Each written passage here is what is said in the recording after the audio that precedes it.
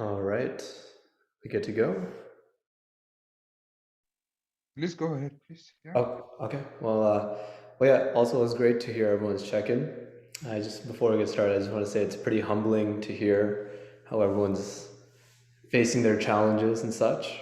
But yeah, without further ado, let me share my screen here. So, I mean, I'm sure most of you guys already know. I've been pretty interested in mutual credit for a while. And yeah, I mean, same. I think you guys all felt this, where like, okay, you just want to go build it, and that's kind of what I did. I basically went ahead and whatever I had, I just made like a small prototype, and it's basically just using the countersigning from the HDK, which is pretty new as well. I think the best part would be to show Guillem's work off, which was with the playground, which Guillem, if you're there, I loved it. It was awesome. Let me just get this started. Thanks.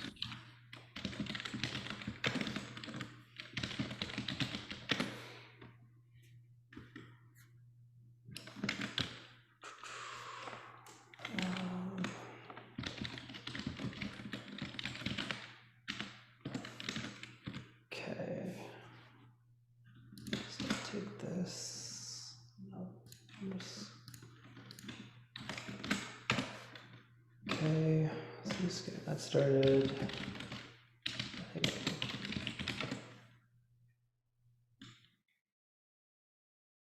So basically what I did was I'm kind of like more. I prefer kind of testing things more interactively rather than using Triramo, at least when prototyping. So basically, I just set up a script which would connect to the holochain conductor and just run a few calls, and I would inspect it on holochain playground to see what things look like and where things might go wrong. So if I just go into UI here, and Imran, I have a question. Can you explain a couple of sentences what you are going to show us? It is the project about the mutual credit. You are yeah, going to demo a code. It is, can you sorry, give yeah. us a little bit like a paragraph that what is waiting for us? Right. Okay. Yeah. So it's basically just a simple mutual credit app running locally, and the main thing to kind of watch out here for is just, or the main purpose of this is to kind of first of all test feasibility, performance, and things like that. And this is kind of like how one would initially approach when building mutual credit. So I would call it like a naive implementation of mutual credit. Thank Is you. that good? Okay. Yeah, so I'm gonna run the test file, and I'll just give you a look into the test file.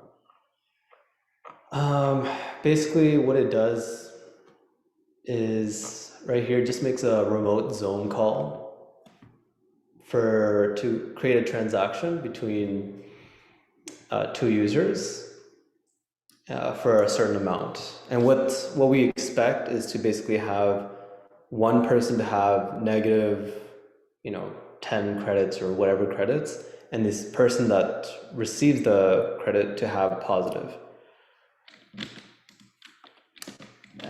Imran, would you please one time zoom in for that for the bigger font would be fantastic.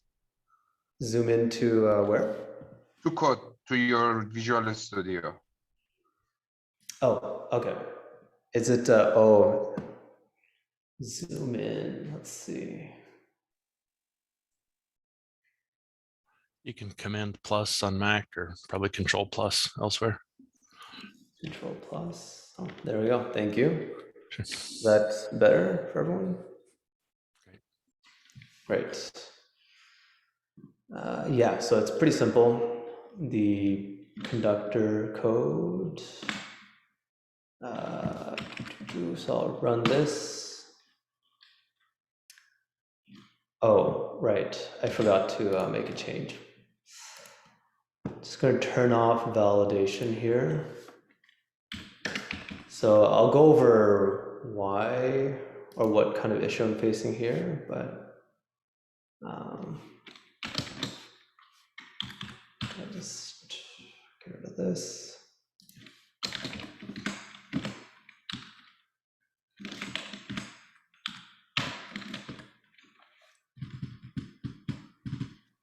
Imran, while you are preparing something for a little bit more context for the people just watching, it is a mutual credit. Mutual credit is kind of economy. It is not like a token, like a Bitcoin.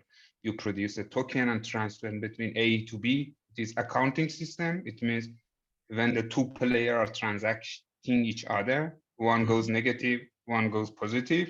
So it is kind of accounting system instead of transferring something between players like a money, like a token or something like that. Generally, the name is mutual credit, and Imran is implementing one using Holochain. Sorry to interrupt, Imran. No, that's perfect. That's a great explanation. Let me try again. Perfect, it worked.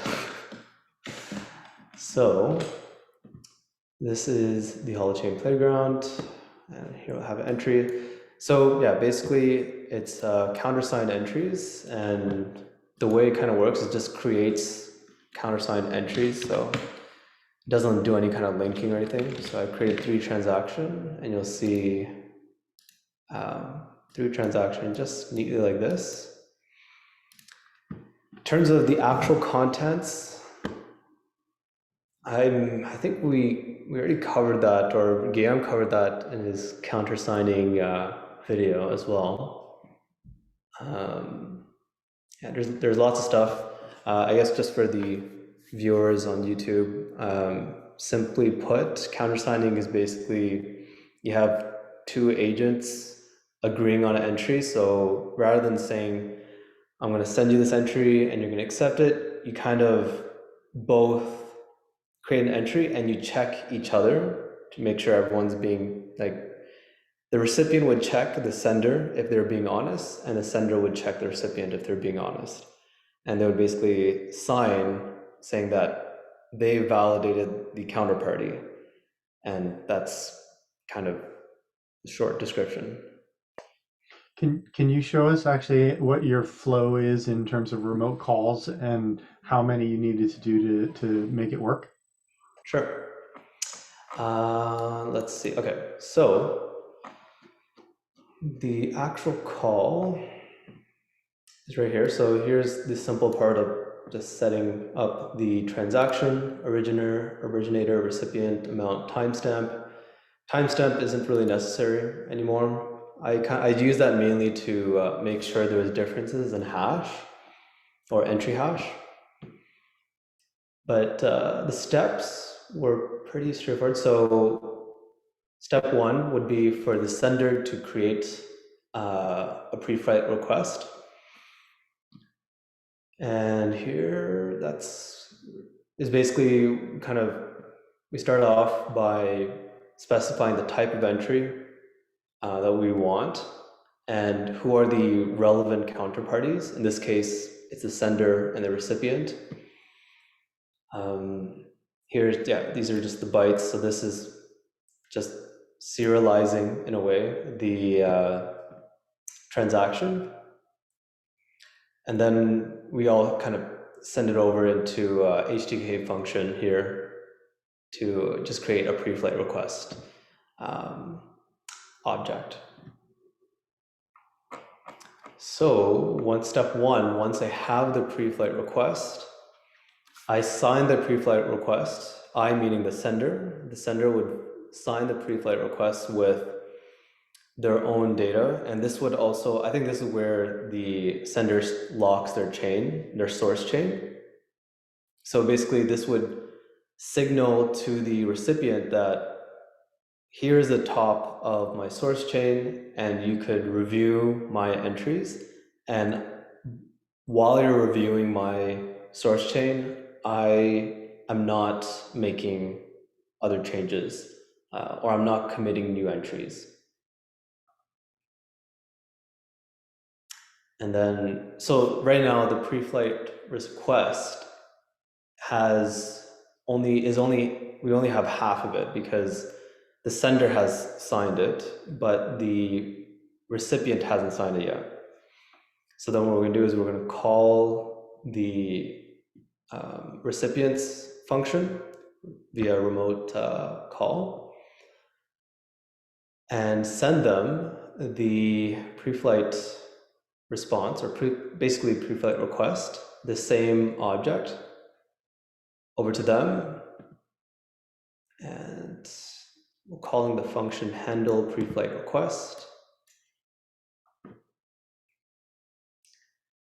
where they basically do the same thing. They unserialize the transaction to make sure if, first of all, what they want to do is basically they want to make sure, is this transaction exceeding the credit limit of the sender in terms of, are they sending money that they can't? And if there's anything else that needs to be validated. So here, what I used to, I basically had it so that you would validate the counterparty's source chain, but as I'll cover later on, there was some issues with that, so I basically just turned it off. But that's like, this is perhaps the important part of countersigning, where the party actually double checks the sender's work. But yeah, it's just turned off for now, defaulted to true, let's say. So yeah, accepts the countersigning request. And now, after this step right here, we have the pre-flight response request object with everyone that's needed signing, saying, yeah, this is good to go. I've checked the other counterparty and it's acceptable. So after that check has been made, then we create the entry into the DHT. And one thing that I found a bit interesting was that essentially both counterparties publish the DHT entry. So right here, the receiver is creating the transaction, which is in the handle pre-flight request. And the sender as well, after receiving a response, will create the same entry. And I'm guessing here that the expected result is that the header hash or the entry hash should be the same. So it's in a way jointly published. Yeah, in the playground, we should be able to turn on headers and you should see it, right? Oh, that's right, yeah. Let's go check that. Let's see right here, actually. So here are the 3 entries.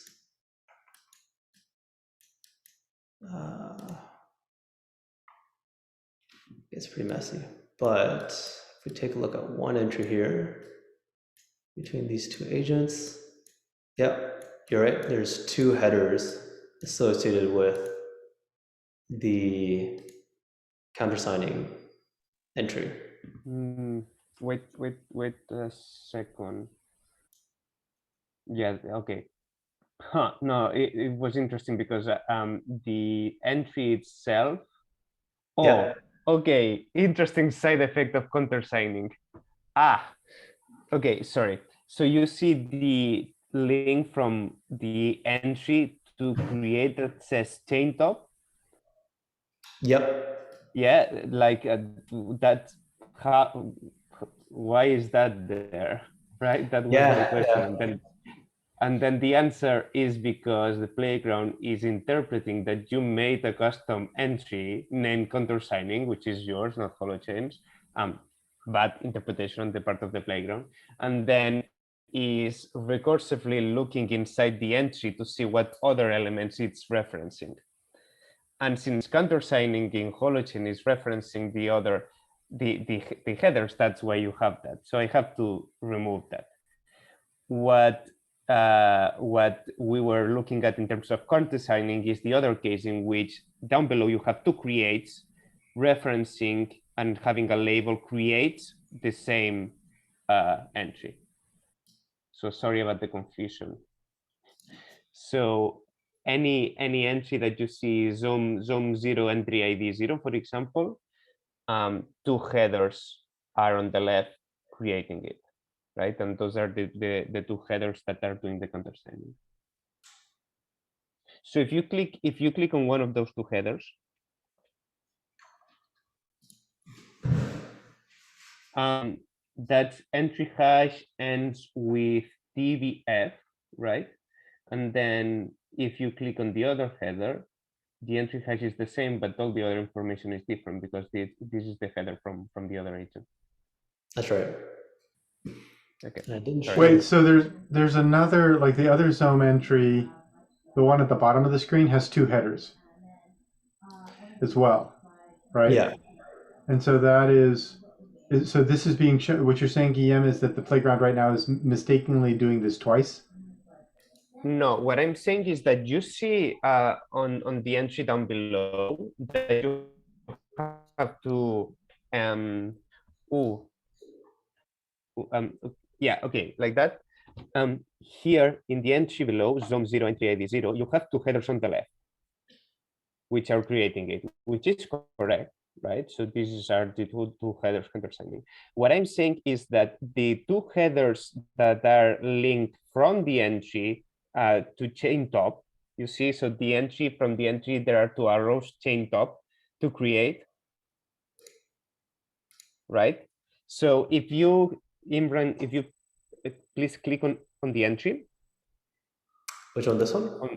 Yeah, this one. And if you go in the contents, if you go down to the responses, right? So chain top, right? This is what the playground is interpreting and linking, right? So the playground is taking inside the countersign entry, there are references to the headers, to the previous headers at the time of countersigning. That's how countersigning works. And the playground is picking that up and basically saying, hey, the contents of this entry reference these headers. But it's redundant, like it shouldn't be like this, really, I don't think.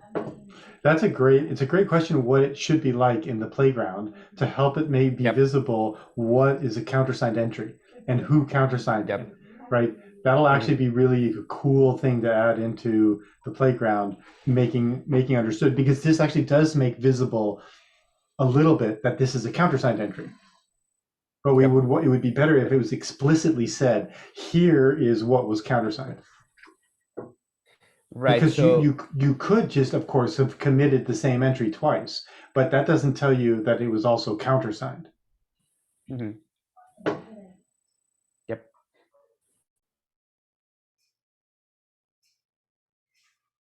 Yeah, great discussion. Yeah, that's why I love the playground, because it's just so easy to see what's going on. What else? So after that, the transactions created. I think, yeah, so after the initial transaction was created, I kind of started looking more into validation. And this is the part where it kind of gets more interesting, because now we start thinking about how do we, first of all, do we need to order the events of a transaction in terms of if A sent B -10 yesterday and now they sent 20, does timestamps actually matter when calculating the credit limits? And I arrived at the answer that basically it doesn't.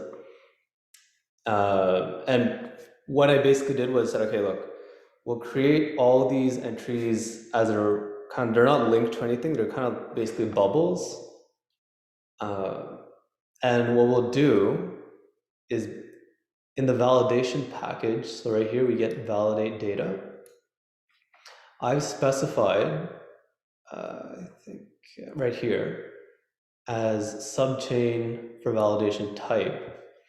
And if I remember the documentation, it said basically give a vector of similar or of all entries of type transaction. So what happens here, we'd get the current element under V and element, and I'd extract the transaction from that.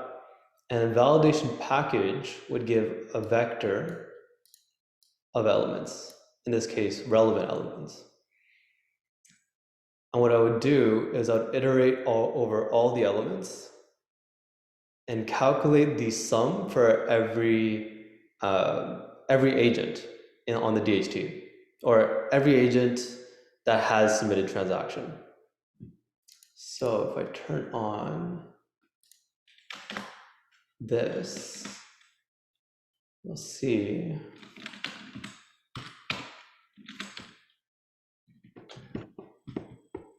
Wait, so you're summing up all of the people that particular agent has transacted with? I'm summing up all the transactions that have been made. But So what does it have to do with who it's been made with? Because you're summing across one agent. This is like one agent's chain, right? right. So you're trying to get the balance, their current Exactly. balance. Okay. Yeah, so the main purpose of that validation was to make sure this sender did not exceed their limits. So in this case, I put a constant down. You'll see here. So the first entry doesn't get, it basically just goes ahead because there's no data to validate with. And then the second entry will basically create kind of like a dictionary for the balance for every agent. So because of the first transaction we made of 10 credits, agent A received 10 and B basically sent 10.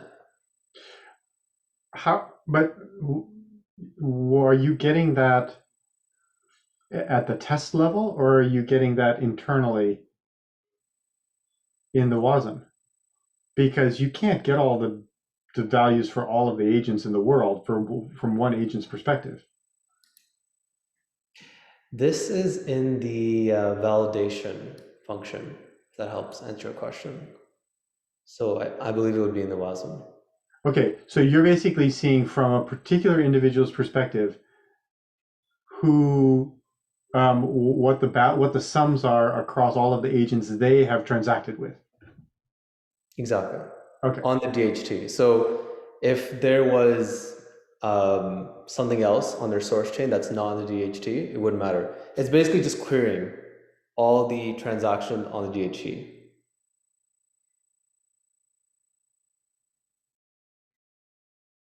Does that help? Where is the query to the DHT? Because that has to be a get. Right. So I guess it's more done in the background because I just specified validation type subchain and it would get it all for me. That's not giving you DHT data. That is giving you an agent's chain data. Really? Yeah. Okay. Yeah, but But it'll work for what you need. Case, yeah, exactly. Okay. But you see what the thing that I'm saying is that it's from a given agent's perspective. Like what you're doing is you're getting the data about the other agent you're transacting with, and you're getting all of their data, but you're not going to get all of the transactions on the DHT. You're just getting what they've done. Gotcha. Who they've transacted with. Okay, so that's why it worked in my small example, because there was only 2 agents, so they basically have full history of each other. Yeah. So it seems like what you need to do in your validation is just add up the balance and see what the balance of that it is. You don't have to do it across a subhash of each one of the different agents. You just add up the balance, and then you'll see where they're at. Yeah. I think. Is that right? There is an important nuance here, which I'm not sure actually. So in here, validate create entry is quite Like I don't like the name because you're not validating the entry, you're validating the element. So I think following what Eric is saying, here it would be sufficient if you the element, like in line 46, you have b.element, right? Not b.entry, and you don't have in that validation data, you don't have a list of headers, you have only one header, right? And this is because it's the element being validating, not the entry. One element can be valid and the other can't. Sorry, and the other cannot be valid, right? So I think following what Eric is saying is what you would do is get the author of the element, and the validation package would be the source chain of that author or part of the source chain. And then you just sum that up. Right, Eric? Right.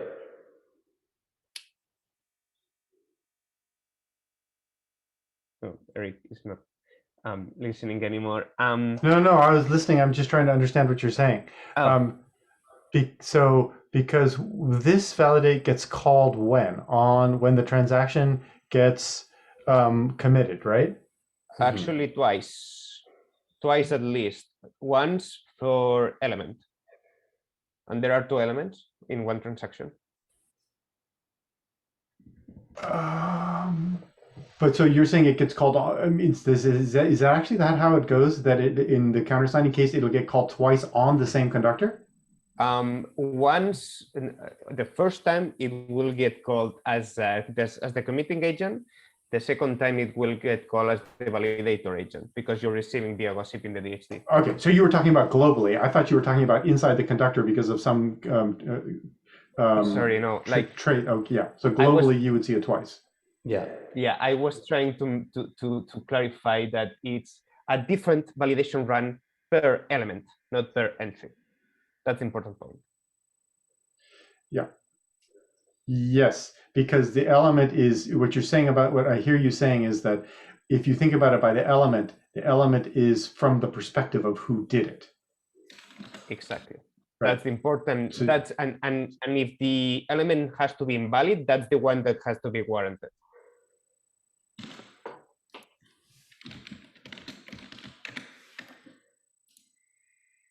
Right. So yeah, that's a great catch. That basically we don't need to validate across the entire DH2. We just need to validate your source chains, and I think that's a great segue to what I've been working on the other validation, which was the actual countersigning validation, where we do that right here.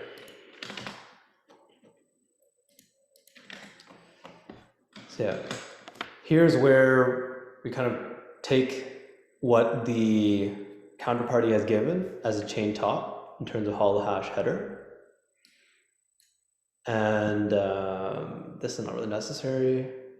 Extract the element and basically just walk through the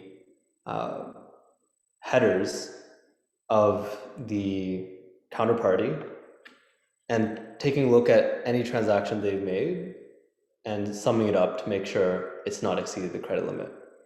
So I think this is what you were talking about, both of you guys actually, in terms of checking the source chain, right?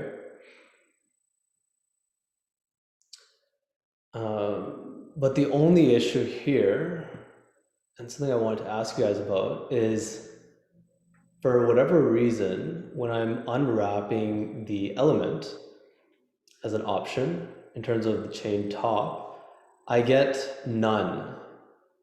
And the reason why I think I get none is because it's for InitZone complete header, which doesn't have any entry. Go here. Yeah, there's a bunch of types of entries that don't have entries outside of the header, and we did that on purpose so as not to pollute the DHT with extra data. And so like a bunch of like link creates and other things like that, where the content is of a known structure, you can just put it in the header. And so, yeah, that sounds correct. Right. So the issue I was facing was, since I'm unwrapping it, so I do a check here, and later on I could make it more comprehensive to basically make sure I'm only iterating through elements that actually have an entry. So in this case, I saw that the DNA was the end of a source chain, or the beginning of a source chain. So I'm not able to basically unwrap the element and and check what is the type of the header to disregard it or do whatever with it. So it throws a none here, and I'll basically get element as none, and I won't be able to start the walk.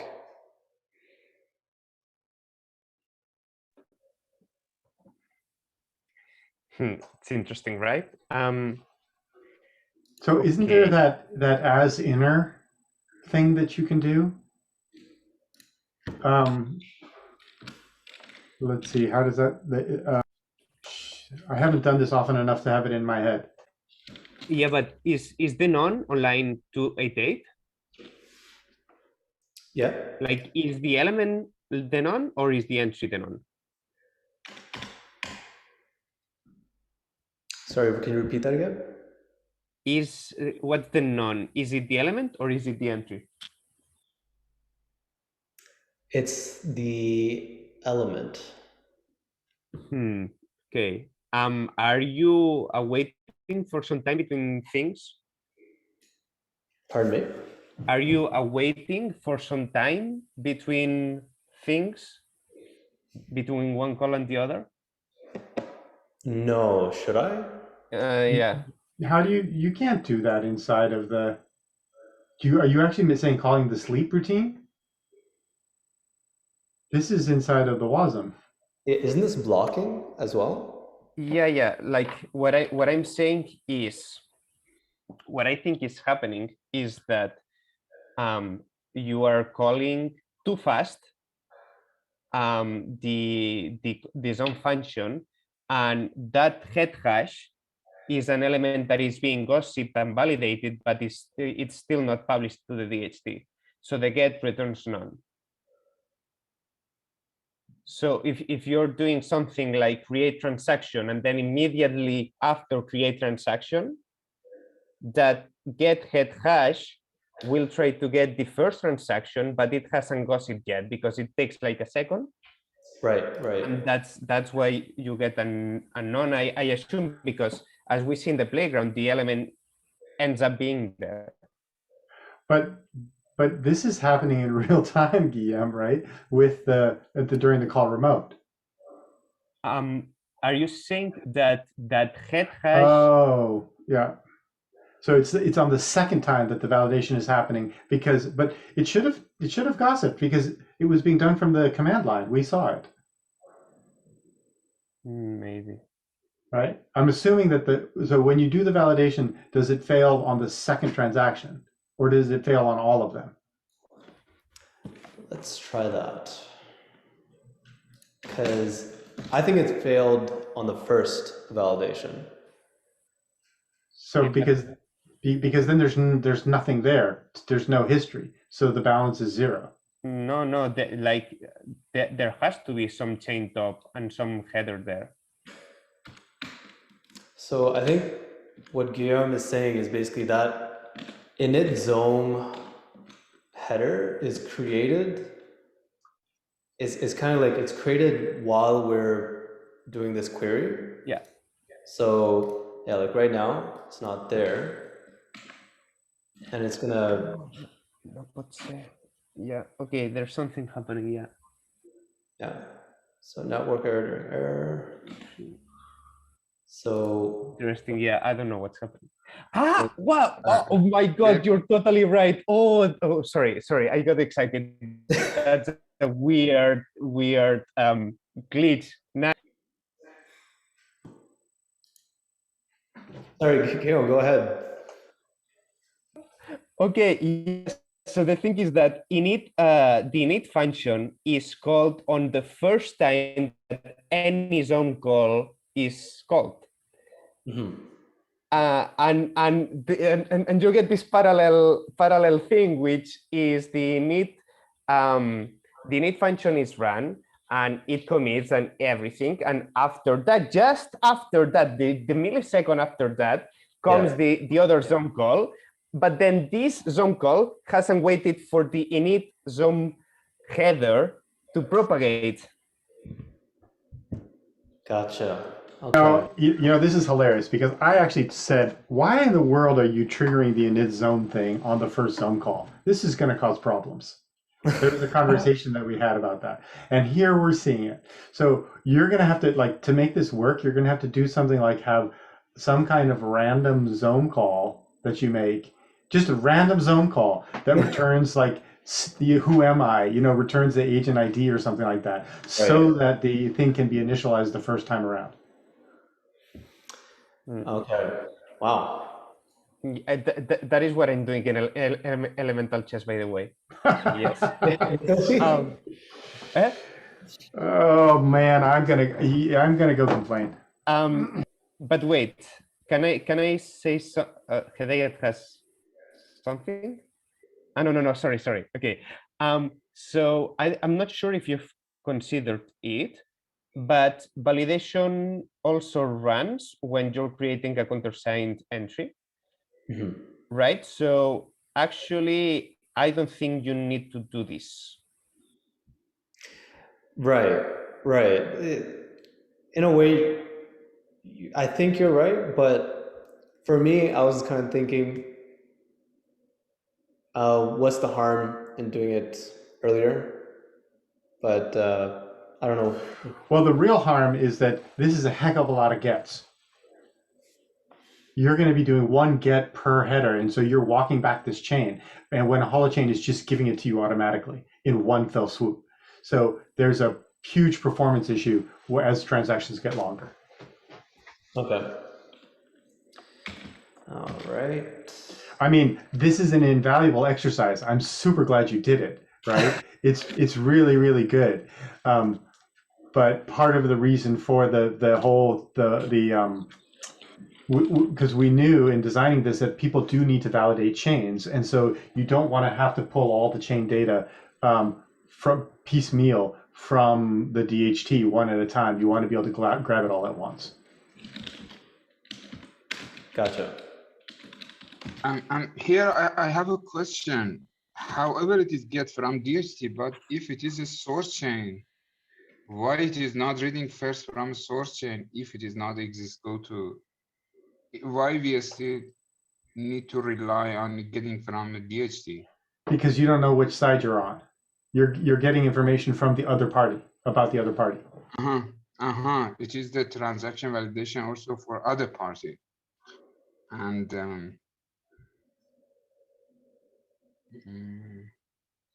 okay. Yeah, because I mean, the main thing is you can ask, let's say you can ask for the counterparty source chain, but you can't really trust it. So it's kind of like DHT provides that kind of anchor in a way that whatever is on DHT, I could kind of accept as truth, and I could walk on that instead of just walking on some data that they gave. There is in just a point here, which is that David Meister, one of the Holochain core developers, is just starting to work on something called okay, I'm not sure how he will call it at the end, but hashed bound source chain queries. You'll be able to query the DHT and say, get me the source chain for this agent between these two header hashes. And you will be able to trust that. And this is query on DHT? Yep. Guillaume, would you please repeat it, the query?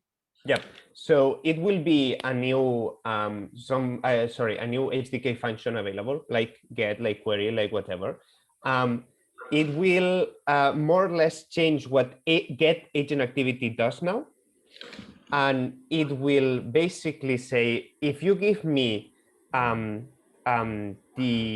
okay, I want to know your information, your source chain, hApps, okay, but I don't trust you.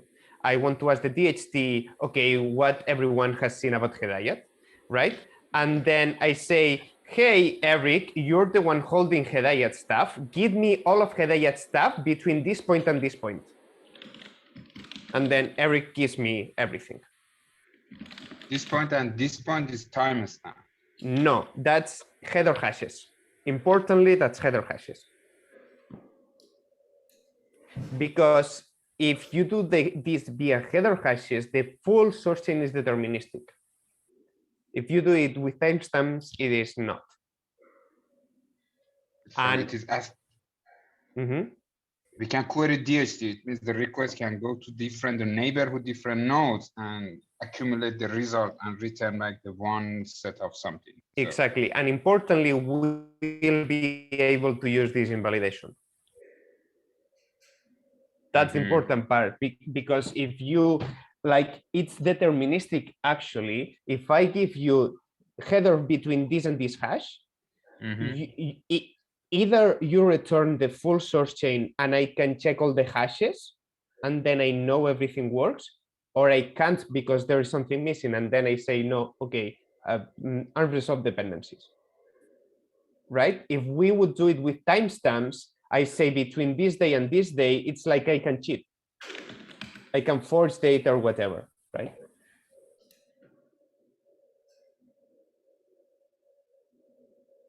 and I had another question. Imran, are you sure, because you have a condition, if the header type is not DNA, is there any other activity like update or any other action that there is no entry that you face this error? It means you had the element without entry. Are you sure there is no other option or other scenarios? No, no, not really. But I mean, something like that, I basically took a look at what I had on the source chain already. So I haven't really played around with updates or deletes made. It could just be that, you know, I'll just not let updates happen or deletes happen. But yeah, in terms of exhaustive conditions, I would not feel comfortable saying yes.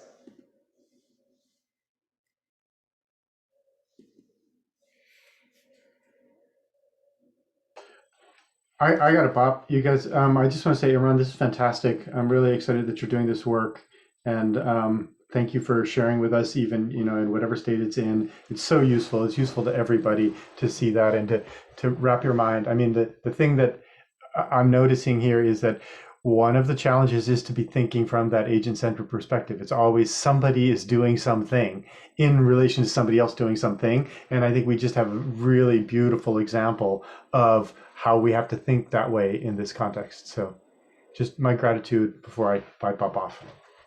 Thanks, Eric. Yeah, I think we basically covered most of the code. I mean, that was the main hiccup.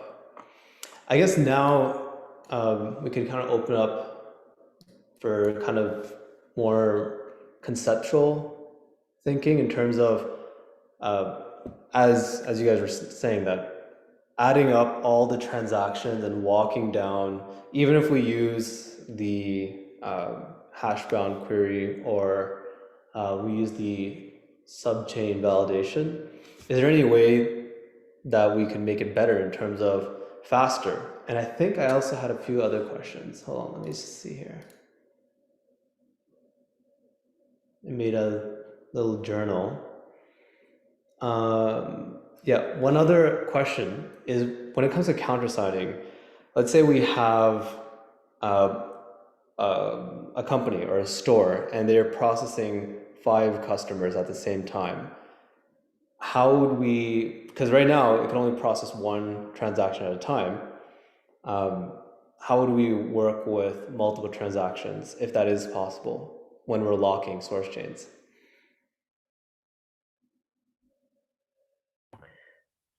About the first one, It's a good question. I think they are dropping validation packages soon. And they are being replaced with this hash bound get source chain, get agent source chain, or whatever. That's going to be performant, like one DHT call really. So it will not do a get on every one of the elements. It's just one get for everyone, for for all of them. Sorry. I could go into a bit of you're basically not querying the neighborhoods of the elements themselves, but the neighborhood of the agent itself, themselves. So basically the elements, there is a neighborhood in the DHT in which all the elements of one agent are being accumulated. So they are ready to go when you ask for them. That's the story, I think. Yeah, that's all. I can't wait for that hash bound. Yeah, a favor. Yeah, me too. But so I guess like my question, I mean, we'll probably look at it later on. My question would be, I'm assuming the hash bound query is to and from, right? You'd specify to and from, Yep. but what would be those exact parameters for to and from on a hash bound query? So if I'm validating a mutual credit transaction, for example, and in elemental chess, it would be a move. It's not that different. What I have to validate is this element valid? And this element will be valid if its source chain, its preceding source chain, when you add the balance, this new transaction is valid relating to that balance, right? So what I can do is I have the element. If I have the element, I have the header hash from, and then you should be able to specify. You should be able to specify none, I think, because that would be deterministic. So if you say from here and give me all the source chain, you should be able to do that. Otherwise, you can do something like in the transaction entry, commit the hash of the last transaction, of the latest header hash of the last transaction. Right. And then you have the from and the to. Right. Okay. Right. So, I mean, I think like also on the Holochain side, we could kind of expect the performance upgrades, but also conceptually, because I remember Harlan's work on the reputation graphs, right? They utilize kind of like a roll up to kind of say, okay, I could query just this one block without doing all the calculation again.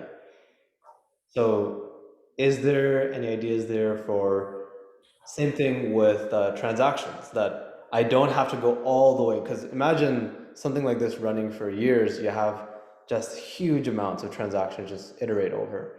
How can we have it so that the most recent transaction can be trusted to provide the information necessary from previous transaction?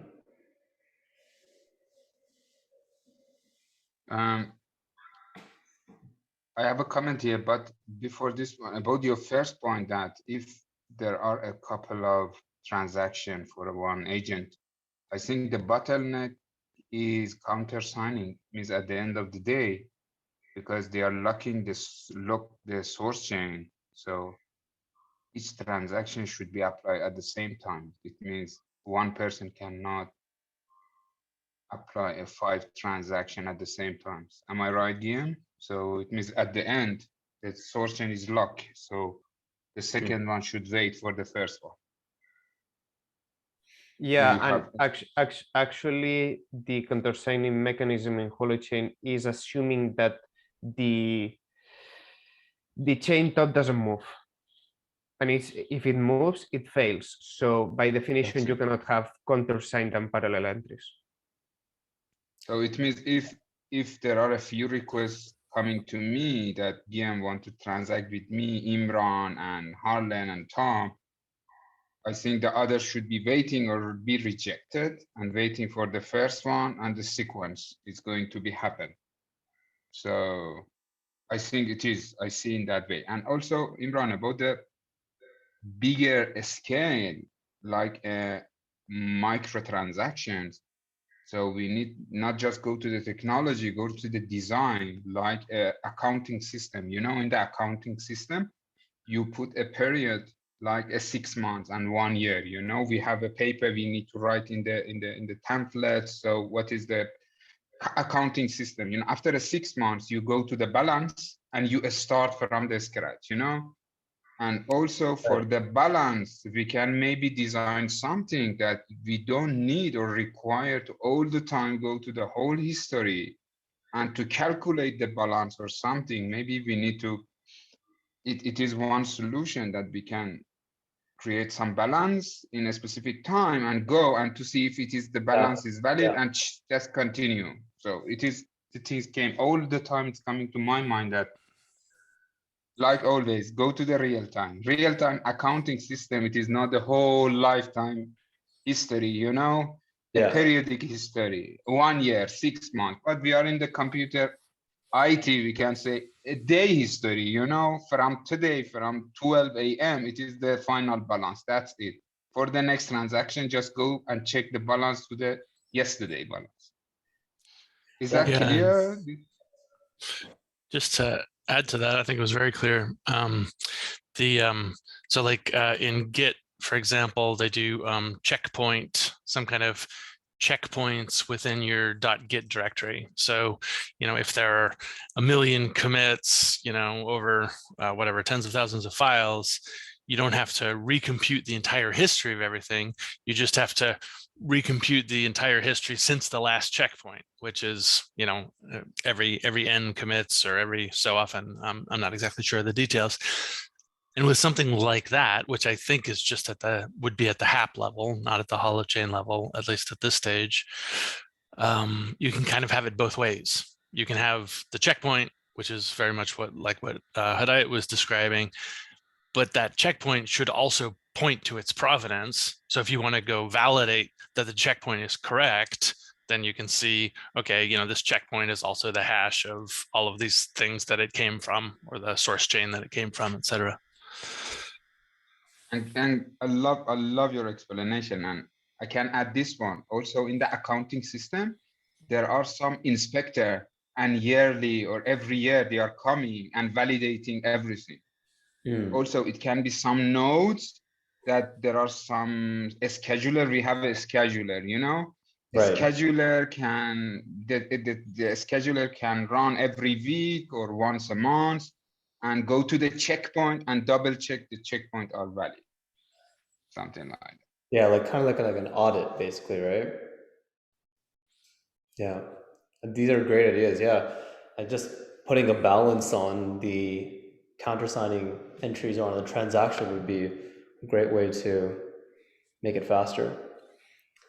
Yeah, I mean, and also in the and for especially visitor, we have a scheduler in Holochain. So I think we didn't demo it. Yes, game. I think we didn't find time to use scheduler. No, we didn't do that. No. Yeah. By the way, we have a scheduler in Holochain, so it can be run and play the auditing role fantastically. Sorry to interrupt, Imran, please. no, I mean, there's nothing to interrupt. The scheduler having that kind of like regular audit would be pretty interesting. And yeah, the scheduler is, I took a look at it, it's pretty interesting. In terms of, I guess the only question I would have for the rest of you guys would be in terms of the subchain validation, I just wanted to be clear, maybe Guillaume, I know you guys were talking about it. The subchain validation, when it says all chain items are the same entry type, it's talking about source chain, correct? Yes. Yes. So, and this is in the context of peer validation. So if I have someone whose source chain is empty because they haven't transacted with anyone yet, how would they get both A and B source chain to validate? the validation package will contain the chain of the author of the element that you're validating.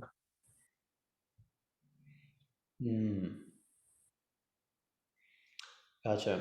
So then we actually have to have a separate query for the recipient as well, source chain.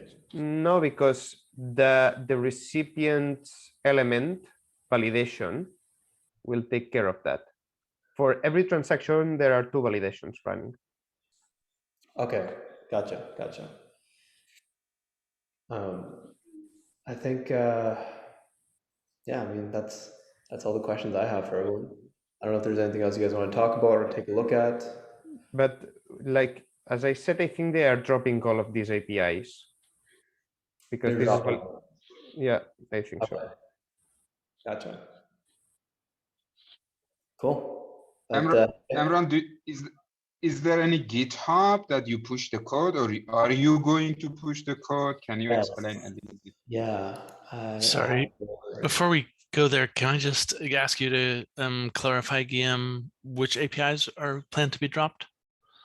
Validation package, which is in the HTTP entry macro, the subchain, the required validation type that Imran was using. That's one. And then inside validate create entry, for example, you have validate data, and that has a validation package field. That one also. And Like replaced with the source chain, the validation of a chunk of the chain that we were talking about? Yeah, I think that's the problem. Yes. Thank you. Cool. I mean, for concluding things, I just wanted to say, since Harlan's here and I see Tom's here as well, I think this would be a great place to also, because I mean, this credit limit right here is kind of just right now static, but I think it would be really cool to have that associated with reputation. So imagine if you had people kind of using Harlan's zone, and we kind of let that inform the credit limit, and it's much more dynamic. Yeah, absolutely. Yeah, it's fantastic. And just to clarify, Imran's speaking of Trust Graph, which I'm cooking up a Holochain implementation of. It's not yet on GitHub, but it will be soon.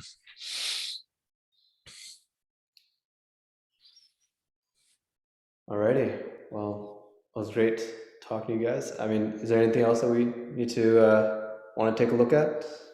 Any concluding thoughts?